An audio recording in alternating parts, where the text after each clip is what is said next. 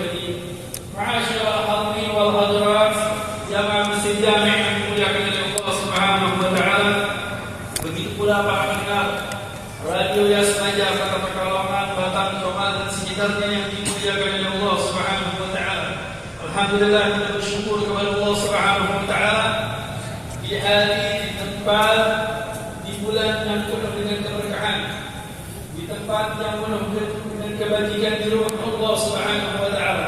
Alhamdulillah, hari ini hari di bulan ke-7 kita telah melewati, yaitu di dalam ayat Al-Quranul Karim, inna awwala baitin wudi'a lin-nas, sungguhnya rumah yang pertama kali yang dibangun oleh Allah Subhanahu wa taala adalah Ka'bah di muka bumi ini. Nah, kemarin kita sudah menerangkan bagaimana dengan Ka'bah, kemudian dengan visual Ka'bah, kemudian dengan Hijr Ismail, kemudian Hajarul Aswad, warna daripada Hajarul Aswad. Nah, sekarang bagaimana fadilahnya, keutamaan orang yang melaksanakan sholat di dalam Ka'bah? Sholat di dalam Ka'bah. Sekarang ada pertanyaan, Habib, kalau saya sholat di dalam Ka'bah, sholatnya menghadap ke mana? Menghadap ke mana ini bebas. Utamanya memang sudah di dalam Ka'bah. Tembok. Nah, tetapi di sini Nabi Sallallahu Alaihi Wasallam, karena kita mengikuti sunnah di Nabi Muhammad Sallallahu Alaihi Wasallam, Rasulullah masuk dalam Ka'bah, berarti sunnah.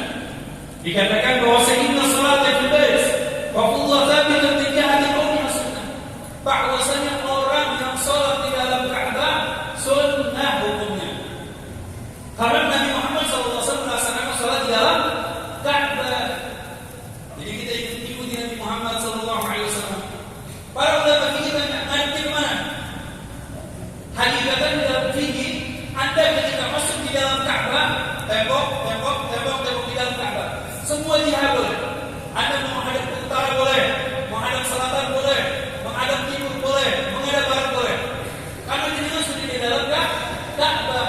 Tetapi, dengan kesunyian tersebut, di sini ada penjelasan Nabi Muhammad SAW. Lihat, yang sholat Nabi, kok kita bisa mengetahui Nabi Muhammad menghadap ke mana? Karena di situ ada peranan sahabat Nabi Muhammad. Ada sahabat Bilal, ada sahabat Sayyidina Abdullah bin Umar. Ketika Rasulullah SAW salat di dalam Ka'bah, itu para sahabat menyaksikan Nabi Muhammad. Oh, Rasulullah menghadap salat kembali. Oh, Rasulullah menghadap salat kembali. Oh, ke sini. Berarti di dalam salat di dalam Ka'bah ada kesunyian. Sunnah menghadap sebagaimana yang dilakukan oleh Nabi Muhammad. Sebagaimana yang dilakukan Nabi Muhammad Sallallahu Alaihi Wasallam. Jadi kalau sholat di dalam Ka'bah bebas sudah. Cuma kita mengikuti Nabi. Terus antum dengan yang di luar Ka'bah. Ini di dalam Ka'bah menghadap bebas. Tetapi kalau di luar Ka'bah menghadap ke Ka'bah, ke Ainul Ka'bah, menghadap Allahu Akbar.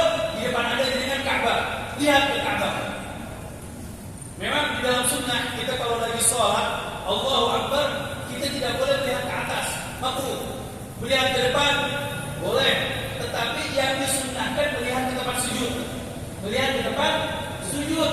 Tetapi kalau Anda sholat di hadapan Ka'bah, di depan Ka'bah, Allahu Akbar, jangan menghadap sujud. Lihat Ka'bah, pandang Ka'bah. Karena Anda sholat di Ainul Ka'bah. Karena Anda sholat menghadap kepada ke Ka'bah, pandang Ka'bah, lihat Ka'bah. Karena memandang Ka'bah syifa. Makanya kami ketika belajar di Kota Mekah, itu kita berusaha bagaimana caranya sholat di depan Ka'bah. Jadi ketika kita lagi mau azan, kita tawaf. Biasanya ada Allahu Akbar. Ada. Itu kita langsung sholat. Kita langsung tawaf. Tawaf. Biasanya antara adzan dengan qomat itu 15 menit. Itu kita tawafnya kita tambah. Nanti pas ketika qomat, Allahu Akbar. Asyhadu an la ilaha illallah. Ada adzan qomat yang khusus, tinggal suaranya bagus. Itu orang-orang ahli Mekah. Ketika qomat, kita langsung cari tempat yang paling afdal, sholat di depan Ka'bah. Kita kadang sholat di mana? Sholat menghadap Multazam, sholat menghadap Hijr Ismail, sholat menghadap Hajar Aswad. Di mana dia? Yang penting berdekatan dengan Ka'bah. Dulu kita biasanya rebutan sholat di mana? Nunggu kalau sudah mau dekat koma, pelan-pelan jalan. Di mana? Dekat Hajar Aswad. Allahu Akbar. Udah selesai. Assalamualaikum warahmatullah. Assalamualaikum warahmatullah. Langsung buru-buru apa? Nyium Hajar Aswad. Rebutan nyium Hajar Aswad. Karena keadaan masih kosong, kita buru-buru mencium Hajar Aswad. Ini sering kita lakukan begini. Ini triknya santri. Triknya kalau baca dulu, triknya santri ketika belajar di Mekah seperti itu. Jadi alhamdulillah kita sholat di dalam. Kemudian kalau memang ingin sholat di dalam Ka'bah, hadir.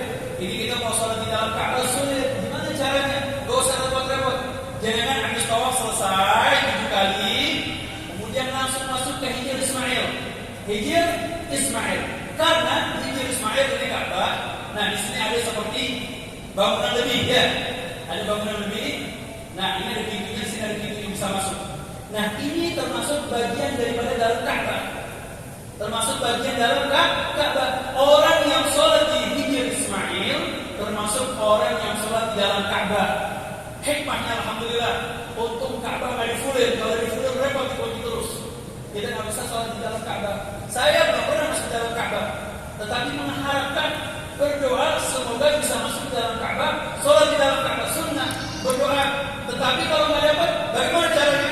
Ya udah, saya di Hijr Ismail, sholat di Hijr Ismail. Makanya sunnah di tawaf. Setelah tawaf 7 kali, disunnahkan sholat yang pertama kali di belakang Maqam Ibrahim. Maqam Ibrahim, di mana Maqam Ibrahim? Di Ka'bah. Di sini ada Maqam Ibrahim, di mana tempat yang telah diabadikan oleh Allah Subhanahu wa taala. Kaki Nabi Allah Ibrahim ketika membangun Ka'bah, salat di belakang situ, menghadap Maqam Ibrahim, menghadap ke Ka'bah juga. Kalau tidak bisa di Maqam Ibrahim, Maqam Ibrahim sulit, repot, banyak orang tawaf. Ya sudah, Hijr Ismail di dalam Ka'bah. Kalau tidak di dalam Ka'bah sulit, repot, ya sudah, menghadap ke Hajar Aswad. Allahu Akbar. Hajar Aswad repot, menghadap ke Ka'bah. Menghadap ke Ka'bah sulit, menghadap ke Masjidil Haram. Di luar. Pokoknya di luar samping Masjidil Haram ini tempat tawaf, di luar sini menghadap Ka'bah. Allahu Akbar. Menghadap ke mana? Ke Multazam. Menghadap ke Multazam. Antara pintu dan Hajar Aswad itu namanya Multazam. Tempat mustajab berdakwah. Kemudian doa minta sama Allah Subhanahu wa taala. Kalau nggak bisa juga sholat di belakang masjid.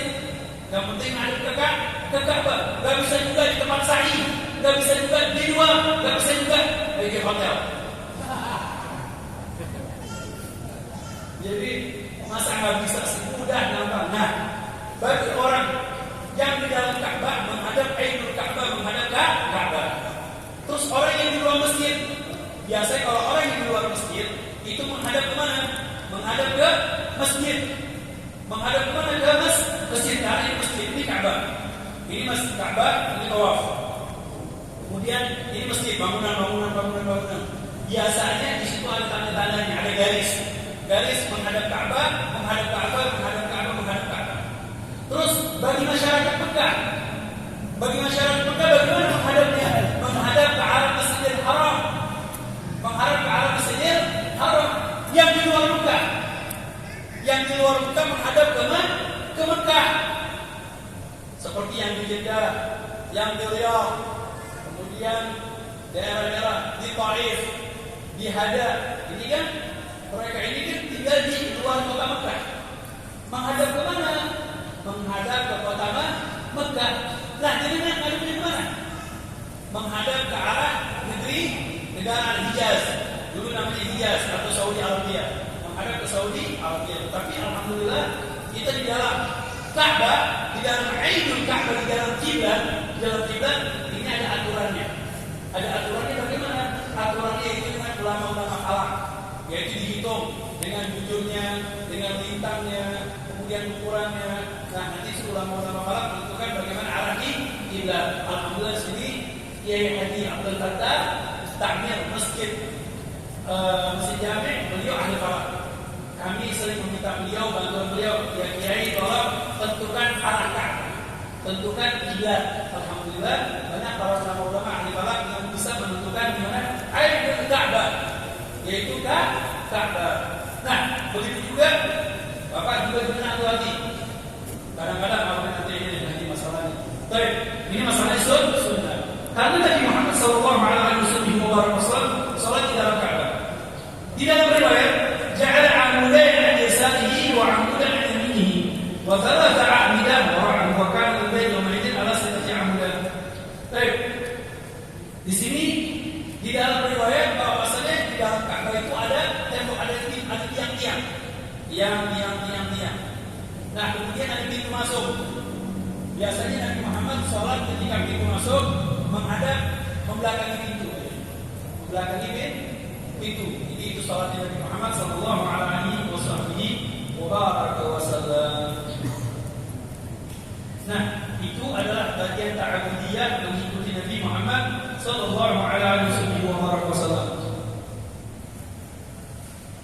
Dan yang melihat Nabi Muhammad sallallahu alaihi wasallam salat di dalam Ka'bah banyak yang melihat Nabi Muhammad melaksanakan salat di dalam Ka'bah.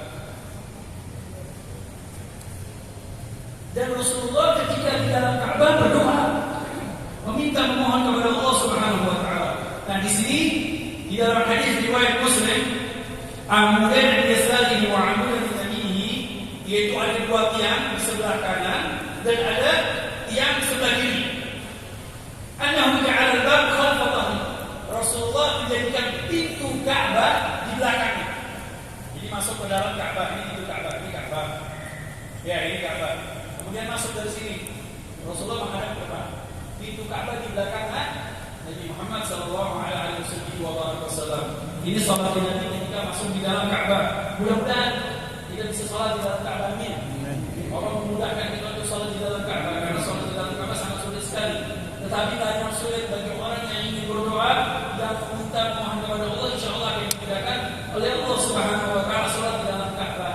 Kalau memang tidak bisa di dalam Ka'bah, saya katakan salat di Hijr Ismail, karena bagian daripada Ka'bah.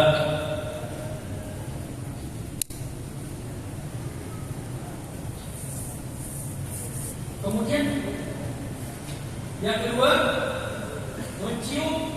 Kemarin kita sudah menerangkan tentang Hajar Aswad. Mencium Hajar Aswad, takbir Hajar Aswad. Ada dua, ada Hajar Aswad, ada Rukun Yamani. Kalau Hajar Aswad itu kan batu yang diletakkan oleh siapa? Nabi Ibrahim yang dibawa dari surga. Kemarin sudah kita terangkan. Hajar Aswad disunnahkan, Hajar Aswad itu mencium Hajar Aswad. Mencium Hajar Aswad. Kalaupun tak bisa, istilah mengucapkan salam. Bismillahirrahmanirrahim. Bismillahirrahmanirrahim. Bismillahirrahmanirrahim. Jadi istilah buat takbir.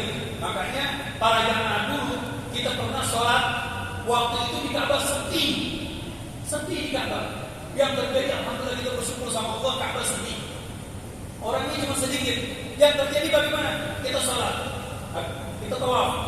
Bismillahirrahmanirrahim. Itu ketika mulai, karena orang yang mulai tawaf itu dari mana? Dari Hajar Aswad dan mencium Hajar Aswad.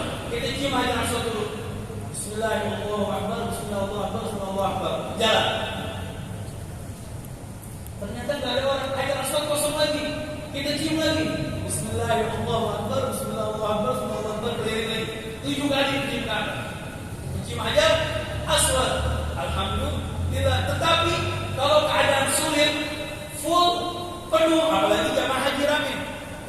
Waduh, kalau sudah jamaah haji rame full, jamaah haji, nah bagaimana caranya?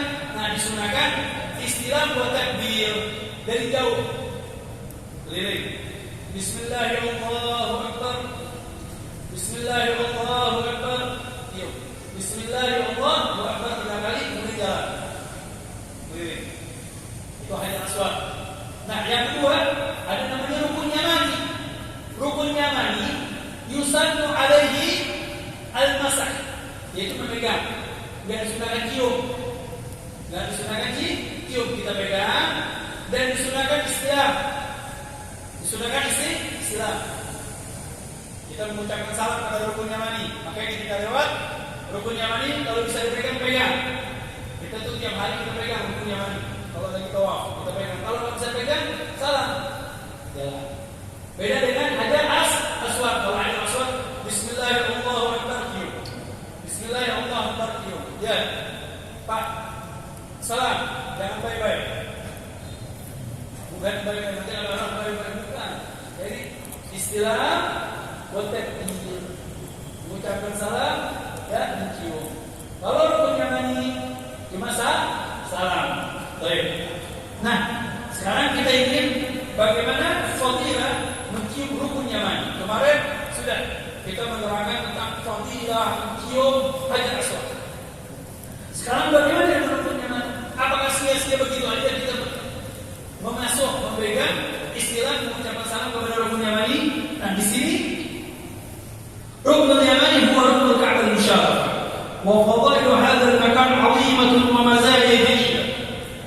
Rukun yamani adalah rukun daripada Ka'bah al-Musharrafah. Ini Ka'bah kan depan, ini berbentuk bukaan, segi empat. Ini hajar aswad. Di sini namanya rukun yamani. Ada rukun syami, ya. Baik. Ini keutamaannya banyak. Yang paling terbesar di dalam fadilah salam kepada rukun yamani adalah karena Nabi Muhammad SAW mengucapkan salam. Jadi mengikuti jejaknya Nabi Muhammad, perjalanan Nabi Muhammad. Makanya perkataan Nabi Muhammad, perbuatan Nabi Muhammad, diamnya Nabi Muhammad sunnah. Itulah Nabi Muhammad. Nabi Muhammad suri tauladan. Nabi Muhammad idola. Nabi Muhammad semua pekerjaan benar. Nabi Muhammad yang dikatakan benar kita ikuti semua yang telah dilakukan oleh Nabi Muhammad SAW. Makanya mereka para sahabat Nabi Muhammad tidak ketinggalan. Kalau di situ ada Nabi, pasti di situ ada sahabat Nabi Muhammad. Ngapain? Mengambil riwayat dari Nabi Muhammad. Makanya ada sahabat bilang melihat, oh Nabi masuk ke dalam Ka'bah. Ngapain Nabi tidak masuk ke dalam Ka'bah? Nabi masuk ke dalam Ka'bah sholat. Sholat itu menghadap ke mana? Oh, membelakangi itu. Berarti sunnahnya di situ diikuti sama sahabat Nabi Muhammad SAW. Tetapi kalau ingin berbicara ilmu fikih, dalam ilmu fikih, sholat menghadap Ka'bah kemana aja boleh. Silakan. Nah, sekarang kalau sholat yang atas Ka'bah gimana? Sholat di atas Ka'bah. Sholat di atas Ka'bah begitu juga seandainya kalau Ka'bah. Kalau Ka'bah temboknya tinggi, boleh. Tapi kalau Ka'bah temboknya yang di atas nggak tinggi, itu nggak boleh nanti. Ya. Nah, kemudian Mbak Habib, ini kan kita sholat menghadap Ka'bah. Nah, sekarang bagaimana orang yang sholat di lantai 2? Ini Ka'bah, ini sholat di lantai 2. Bagaimana? Ya sudah, sholat menghadap Ka'bah. Yang di lantai 3, sholat menghadap Ka'bah. Walaupun Ka'bahnya di bawah. Lantai 4, sholat menghadap Ka'bah. Ada lagi tanya, Habib, kalau saya sholat di udara, gimana caranya? Umpamanya Gatot Kaca datang sholat, Allahu Akbar. Ayo gimana caranya? Boleh. Jadi sholat walau jadi Ka'bah ini dari bumi dijambung sampai ke Baitul Ma'mur, sampai ke 7 langit, sampai ke 7 langit. Jadi kita sholat walaupun di udara menghadap Ka'bah boleh nggak? Boleh. Allahu Akbar. Sholat menghadap ke Ka'bah. Makanya ketika di pesawat kita juga sholat. Kadang-kadang di pesawat nanti itu ada arah kiblat. Pesawat kan pergi dari Jakarta nih. Ngapain? Menuju Saudi Arabia, itu kan kiblat. Jadi kita akan duduk sholat. Allahu Akbar, sholat. Jangan sampai ketinggalan sholat walaupun di atas pesawat. Menghadap kiblat kan? Menghadap. Nanti di situ ada tulisan. Berarti kan? Biasanya kalau duduk di kursi pesawat itu ada TV-nya. Nah, TV-nya di situ ada perjalanan pesawat. Anda di bawah sekarang. Oh, sekarang kan ada di benua India. Ada di atas negara India. Di atas negara India sedang berjalan menghadap ke Ka'bah. Sedang menghadap ke arah Saudi Arabia. Berarti kalau orang yang sholat di luar Saudi Arabia menghadap ke Saudi Arabia, sholat silakan. Umpamanya Habib butuhnya sulit, dia sudah untuk seandainya sholat hormatul wagat. Ini sholat lagi, Allahu a'lam. Baik, ini fadilah mencium rukun yamani.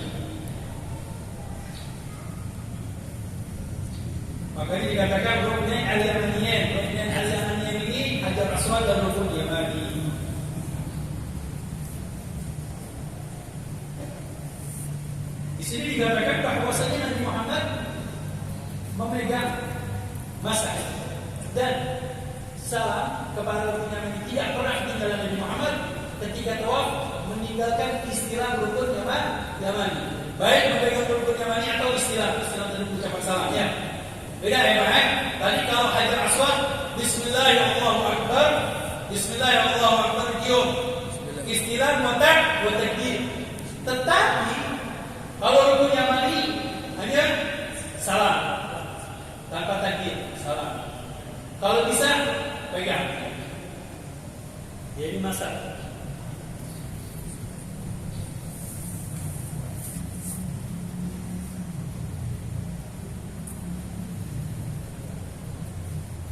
Di dalam riwayat Nabi sallallahu alaihi wasallam yuqabbil rukn al-yamani wa yadhar khaddahu alaih. Pernah Nabi Muhammad melewati rukun Yamani, kemudian mencium rukun Yamani. Pernah Nabi Muhammad. Berarti enggak sering. Sampai Nabi Muhammad meletakkan ketika mencium rukun Yamani, pipinya diletakkan ke rukun Yamani. Kita baca. Rukun Yamani. Makanya berdoa banyak. Nah kemudian saya juga mengabarkan secara antum, kalau seandainya Ka'bah dikunci nggak bisa masuk, baik. Kemudian kita lihat lagi rukun Yaman, Hijr Ismail full dikunci dan orang ada yang bisa masuk. Saya ajarin ke Pak. Jadi kalau masuk ke Ka'bah, bagaimana caranya? Nah ini kan Ka'bah nih. Ini Ka'bah biasanya di bawah ada fondasi, ya. Ada fondasi seperti ini. Itu namanya Syadalwan. Syadalwan ini bagian dari Ka'bah. Jangan tinggal Anda berdiri di Syadalwan, di bawah, maksudnya di bawah. Kemudian kaki jenengan ke Syadalwan, tempelin badan jenengan ke Ka'bah. Pipi jenengan ke Ka'bah. Nah, jenengan sudah masuk di mana? Bagian tubuh jenengan di dalam Ka'bah. Berdoa minta sama Allah. Kalau bisa di Multazam. Kalau nggak bisa di Multazam, di pintu Ka'bah. Kalau nggak bisa di pintu Ka'bah, di Hijr Ismail. Kalau tidak bisa di Hijr Ismail, kalau lebih lanjut lagi di bawah tahta Nizam, di bawah talang ayat. Talang ayat itu ada di Hijr Ismail. Doa di situ. Nggak bisa juga di mana di boleh. Yang penting di Ka'bah. Baik.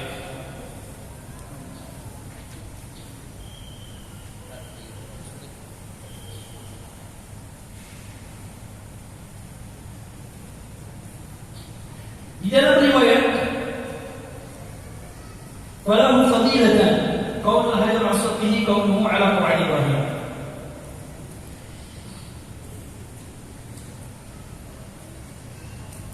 Ada yang mengatakan Masul Hajar wa rukun Yamani yakhutul khataya khatta. Orang yang mengucapkan salam kepada Hajar Aswad dan salam ke rukun Yamani Ya'udul khotoya haqqan, yaitu dapat menghilangkan dosa-dosa, dapat menghapus dosa. Di dalam riwayat waqala Ubayd ibn Umair bin Umar, ada sahabat namanya Ubayd bin Umair, mengatakan kepada Sayyidina Abdullah bin Umar, ya Abdullah bin Umar, innaka tuzahimu ala ruknin zihama. Abdullah bin Umar, sahabat, ngapain? Nyium Hajar Aswad full sampai berdesak-desakan. Abdullah bin Umar sahabat Nabi ingin mencium Hajar Aswad, ingin memegang rukun Yamani, itu desak-desakan. Jadi makmur kalau sampai sekarang desak-desakan. Kalau sahabat mereka desak-desakan, enggak apa-apa.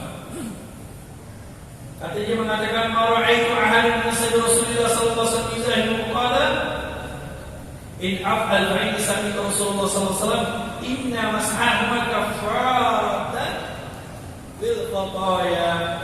Orang yang membasuh, yang memegang masa berdiri pusat, orang yang pusat rukun Yamani kafaratan bil khataya, yaitu bisa menjadi kafarah, menghapus dosa-dosa.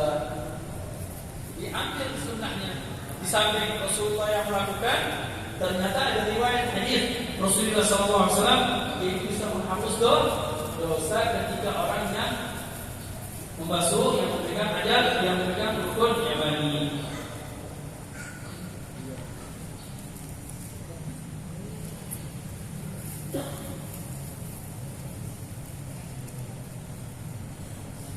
Di dalam riwayat disebutkan juga, ini riwayat baru saya baca, nanti saya mengatakan sama antum, saya bacakan. Kemudian di sini antara Nabi sallallahu alaihi wasallam kira fi sabuna malakan yadrub bil yamani qala Allahumma inni as'aluka al-'afwa wal 'afiyata fid dunya wal akhirah. Nah, di dalam riwayat Allah Subhanahu wa taala telah menugaskan 70.000 para malaikat. Tugasnya di mana? Mereka tugasnya di antara rukun yamani dengan hajar aswad. Tadi kan kita bilang, kita mulai dari hajar aswad keliling, tawaf. Jadi sampai di rukun yamani, salam. Ya, mengucapkan salam. Kalau bisa kita musab. Nah, di antara rukun yamani dengan hajar aswad, di situ ada berapa? Ada 70.000 para malaikat yang mengucapkan amin, mendoakan dengan. Makanya ketika dari rukun yamani sampai kemana? Ke hajar aswad, kita disunahkan doa. Doanya bagaimana? Allahumma inni as'aluka al-'afwa wal 'afiyah fid dunya wal akhirah. Tambah lagi, Rabbana atina fid dunya hasanah wa fil akhirati hasanah wa qina adzaban nar wa adkhilna al-jannata ma'al abrar ya aziz ya ghaffar ya rabbal alamin. Makanya antum biasanya nanti ketika tawaf, insyaallah kita bisa tawaf, melaksanakan ibadah tawaf nanti, tawaf sekaligus umrah haji. Nah, kalau sudah sampai rukun yamani salam, baca Allahumma inni as'aluka al-'afwa wal 'afiyah.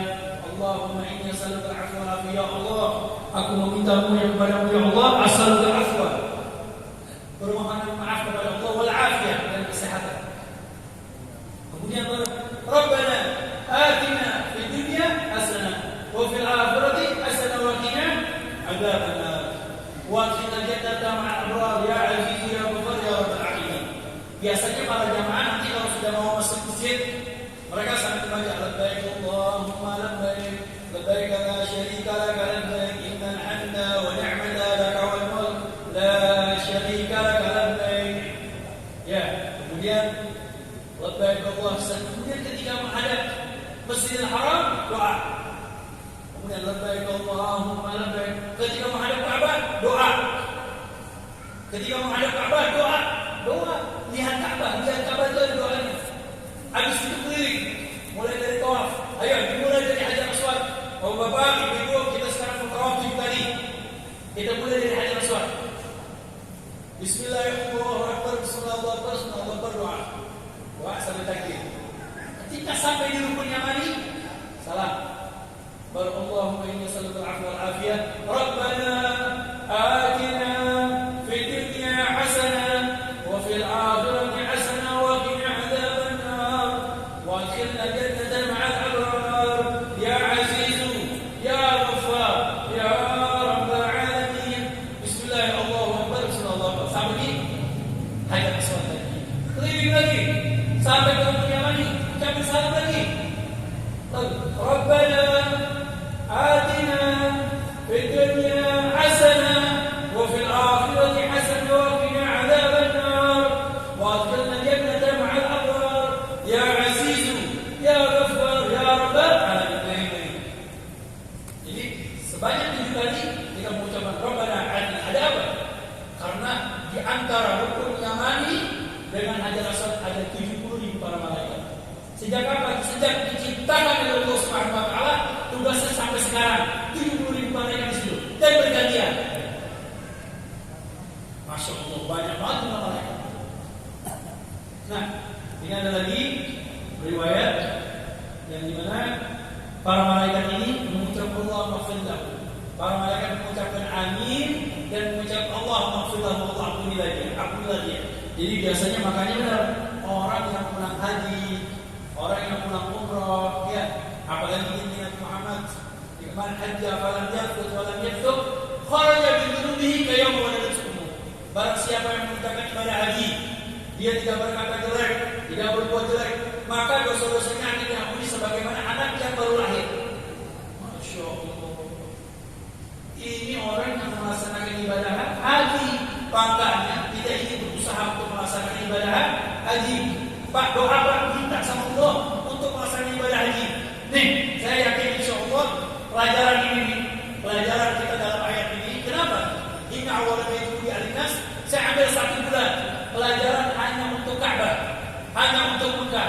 Biar kita di-show rindu untuk melaksanakan ibadah di kota Mekah, untuk berangkat ke kota Mekah, untuk melaksanakan ibadah haji. Pak, waktu itu pernah ada seorang ulama namanya Fudail bin Iyad. Fudail bin Iyad. Itu Fudail bin Iyad lagi jalan-jalan lagi di Ka'bah.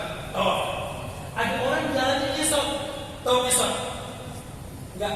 Jadi tangannya sakit, kakinya sakit, gak punya kaki. Jadi jalan pakai tangan nyesot. Ditanya, jenengan dari mana? Dia bilang saya dari Samarkand. Samarkand ini kalau sekarang Rusia, Uzbekistan, Tajikistan, Rusia sana. Berapa tahun perjalanan? Enggak lama. Kami perjalanan ke sini 10 tahun. Ada yang mengatakan 10 tahun, nyesot jalan tanpa menggunakan kendaraan. Ada yang mengatakan lagi saya perjalanan ke sana 5 tahun, 7 tahun. Masya Allah. Loh, kok bisa jenengan? Kata dia apa? Yang mengendarai aku sehingga aku tidak terasa capek karena syauq rindu dengan Ka'bah, rindu dengan untuk melaksanakan ibadah haji. Pak, dengan orang yang kerinduan pasti ada berangkat. Makanya orang hebat. Ada yang berangkat haji jalan kaki, benar. Ada yang berangkat haji naik sepeda. Jadi yang mengendarai syauq rindu kepada Ka'bah, jangan jadikan kerinduan Anda untuk melaksanakan ibadah. Rindui, kemudian jalankan asbab wal ikhtiyar. Asbab wal ikhtiyar bagaimana? Ayo, mulai nabung. Walaupun sedikit, nabung sedikit aja. Nabung untuk melaksanakan Ka'bah, untuk berusaha untuk berangkat ke haji, untuk umrah. Duit saya nggak cukup, bukan urusan jenengan nggak cukup. Bukan urusan jenengan nggak cukup. Yang penting ada sebab dan ikhtiar. Nanti ketika jenengan sudah ikhtiar, sudah ada azam, sudah ada niat, nanti Pak, jenengan mau umrah, ayo ikut sama saya. Ada yang mau aja, ada lagi nanti insya Allah. Nggak tahu, insya Allah zamannya Habib Abbas, ada orang yang menanggung Habib Abbas. Kemarin antum satu bulan ya, ngaji apa? Ngaji tentang Ka'bah, tentang Masjidil Haram. Ya sudah, yang ngaji semuanya ngajak ke Ka'bah. Bayar gratis, sewa pesawat. Saya kepengen ajak dengan, cuma saya mampunya masih ngajak sini. Keren kita ini, Fatimah Zahra di Semarang. Jadi insya Allah nanti kita praktekkan di sini walaupun sudah sampai bukan, tapi kita minta sama Allah. Semoga majelis kita ini semua para jamaah dimudahkan sama Allah melaksanakan ibadah haji, melaksanakan ibadah umrah, sekaligus mempraktekkan pelajaran yang Anda belajar tentang Ka'bah. Baik. Ini yang terakhir. Ini masih ada waktu. Hah?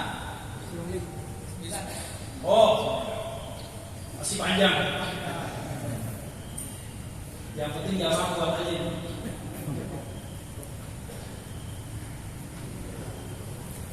Nah, di sini ada riwayat yang saya baru baca di sini.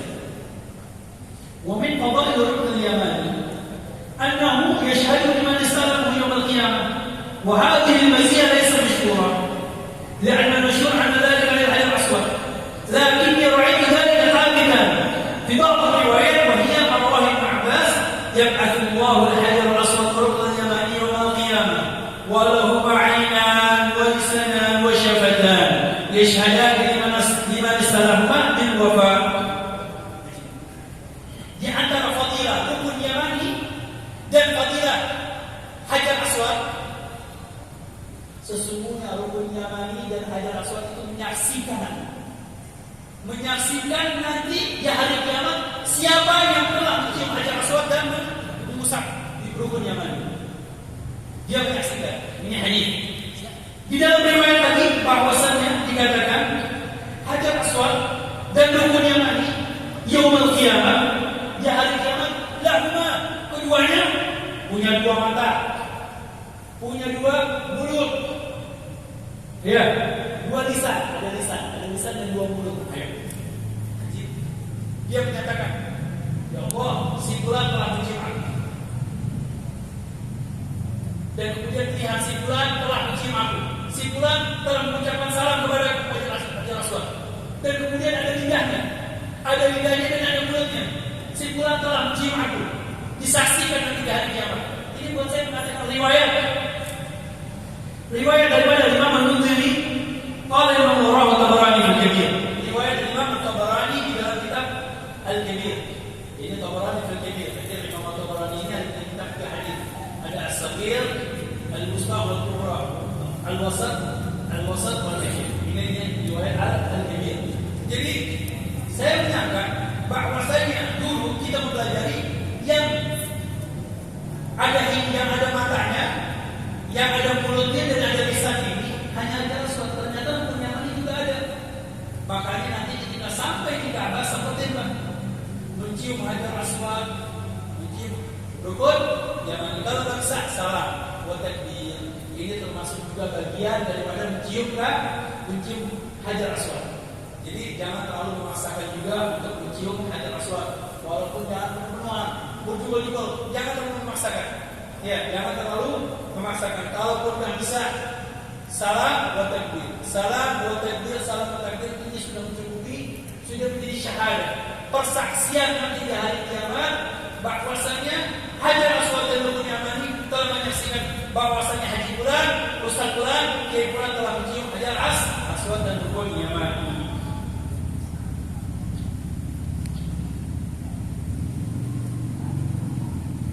Dalam riwayat di sini ada doa khusus. Di sini banyak doa-doanya. Ketika ada seseorang mengucapkan doa, mereka mengatakan, Allahumma innaka 'azimun turja bi kulli 'azim, as'aluka bi hurmati wajhik wa 'urmati 'arsyik wa 'urmati nabiyyika Muhammadin sallallahu alaihi wasallam alla tumitani min ad-dunya hatta tuwalliyani al-hijaz wa yusallimu ala nabiyyina Muhammad. Subhanallah, doa ini semoga Allah Subhanahu wa taala tidak mematikan kecuali telah dipantau oleh Nabi Muhammad. Jadi dia minta semoga ketika meninggal nanti mendapatkan perhatian dari Nabi Muhammad sallallahu alaihi wasallam. Mudah-mudahan kita mendapatkan keberkahan dari Nabi Muhammad. Kemudian doa lagi, Allahumma innaka rabbu kulli syai' wa ilaika kulli syai', as'aluka bi qudratika ala kulli syai' alla tumitani min ad-dunya. Ini ada permintaan doa dari Mus'ab. Hatta tuwalliya al-Iraq.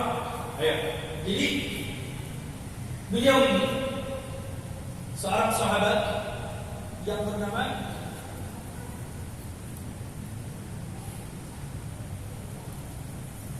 sahabat saya sebenarnya Abdullah bin Zubair. Ada Abdullah bin Zubair, kemudian Abu Mus'ab dan Abdul Malik bin Marwan. 3 orang yang pada saya ceritakan, Abdul Malik bin Marwan. Ini 3-tiganya berdoa, ya Allah, berdoa di mana di Ka'bah dan Rukun Yamani. Berdoa, semuanya dikabulkan. Yang pertama, ya Allah, aku berdoa di hadapan-Mu ya Allah, di depan Hajar Aswad dan Rukun Yamani. Semoga sebelum aku meninggal dari dunia ini, kecuali Engkau telah menjadikan aku khalifah. Jadi khalifah. Saudara Mus'ab, ya Allah, kalau Mus'ab bin Zubair ini minta khilafah, tolong jadikan aku gubernur Irak. Jadi gubernur Irak. Kemudian Abdul Malik bin Marwan doa, ya Allah, semoga aku jadi khalifah. Ternyata sebelum meninggal dia jadi khalifah. Akhir. Masya Allah. Jadi orang yang berdoa di Ka'bah pasti dikabulkan. Tidak ada orang yang berdoa di Ka'bah kecuali dikabulkan oleh Allah Subhanahu wa taala. Makanya kita ingin berangkat ke Mekah untuk melaksanakan ibadah, kemudian mencium Ka'bah, mencium Hajar Aswad, Hijaz ini untuk al-syuk. Makanya saya ceritakan buat aku biar motivasi. Paling nggak nabung sedikit, walaupun nggak berangkat. Yang terjadi apa? Jangan sudah punya niat untuk melaksanakan ibadah haji. Sudah punya niat untuk melaksanakan ibadah haji. Allah kita nggak tahu. Pak, dengan punya tabungan berapa? Tabungan saya nggak banyak, dibuka cuma 1 juta. Ya sudah, 1 juta bawa sini, sisanya saya bayarin. Amin. Bisa nggak terjadi? Pasti terjadi.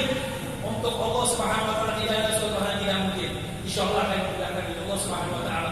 Banyak kami nggak menyangka bisa berangkat ke kota Mekah, belajar di kota Mekah, nggak kepikiran mau berangkat haji kan sulit. Akhirnya saya niat untuk belajar di kota Mekah. Kalau sudah belajar di kota Mekah duduk lama. Alhamdulillah kita tinggal di Mekah 12 tahun. Ya setiap tahun haji, 11 kali kita haji. Alhamdulillah kita niat belajar. Nah, niatkan untuk berangkat ke kota Mekah, nanti dimudahkan. Paling tidak ada niat. Dan usahanya apa yang terserah. Nabung, nyelemin, ya, kemudian daftar. Nanti insya Allah Subhanahu Wa Taala akan memudahkan. Kita tidak mengetahui bagaimana kekuasaan Allah, tidak mengetahui bagaimana doa yang antum jalankan, doa yang antum minta sama Allah Subhanahu Wa Taala. Orang-orang yang sulit tadi bisa berangkat, orang-orang kaya yang baru punya uang aja pun bisa berangkat juga. Jenengan yang tiap hari sholat berjamaah yang selalu berdoa, masa Allah tidak memberangkatkan antum? Pasti memberangkatkan antum, memudahkan untuk berangkat ke kota Mekah, wa ziarah Nabi Muhammad sallallahu alaihi wasallam. Nah, insyaallah nanti di video akan datang sampai lewatan ini ada al-multazam. Multazam. Apa sih multazam? Multazam itu tempat mustajab dakwah, tempat doa yang paling diijabahi, tempat yang paling diijabahi di kota Mekah, di Ka'bah adalah multazam. Apa itu multazam? Multazam antara pintu Ka'bah dengan Hajar Aswad.